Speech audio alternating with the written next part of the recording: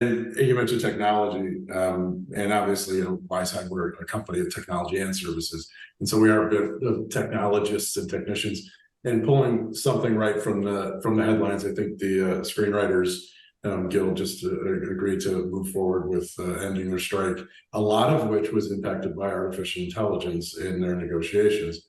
What are your guys' thoughts on where, I mean, obviously huge societal impact from artificial intelligence.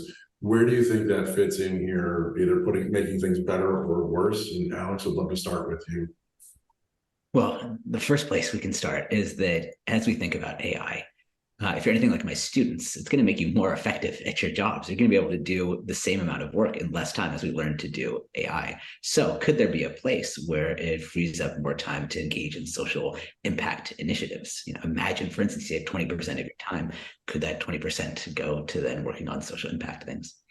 I think there's also a chance to use it to go deeper into our research of how we think about our programs. One of my favorite assignments in my class is called the Changemaker of the Week, where we ask students to choose a changemaker who inspires them, and they have to make the case for why this person embodies the traits we talk about in class. And we use ChatGPT as a tool to help us source those changemakers.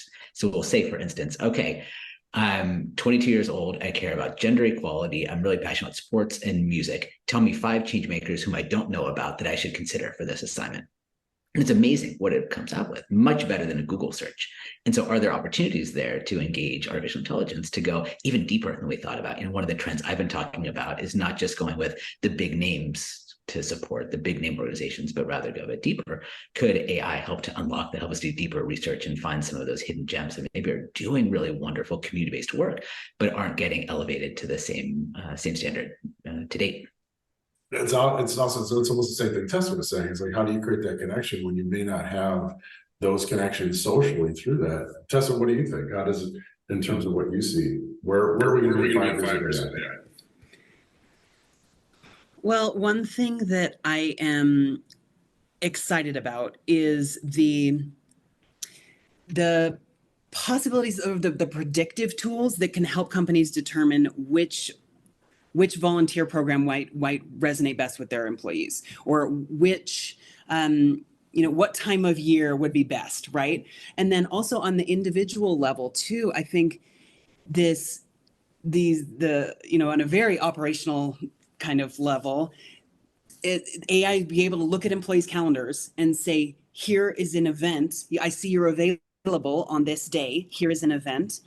And can you join it? Right. And send those messages, which I think there's some level of that now with companies or technology solutions being able to do a little bit of that, and then also manually done by some of the social impact teams. But I think having AI do that for us, even though those are really kind of little operational pieces, I do think that those nudges really make an impact on an individual employee, whether they can join or not. So I'm excited about those. That's awesome. That's awesome. It's very different, Alex, than what you've described, but I think that's, I'm reflecting on what you said, Alex, and I think that's phenomenal the way they're able to leverage it. Ben, it's coming to you. How does AI fit in your future?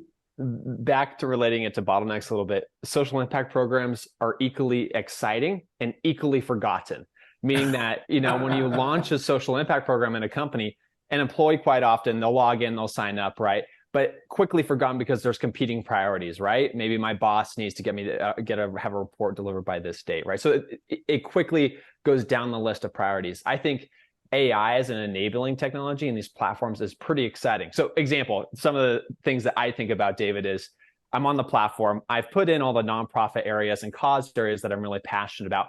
I get busy in my week, but the AI bot can go like, hey, Ben, I noticed you're living in Seattle. I noticed I've integrated with your calendar and I see that you have a block available at Friday from 2 to 4 p.m. There's a food bank about half a mile away that has a volunteer slot available. Would you like to go volunteer? That is going to happen. And I think that's super exciting from like an enabling technology point of view, and consistently nudging, like Tess was talking about, and reminding employees that you can volunteer. And instead of you doing the work to find the opportunity, here I've already found it for you, and I know already works with your schedule.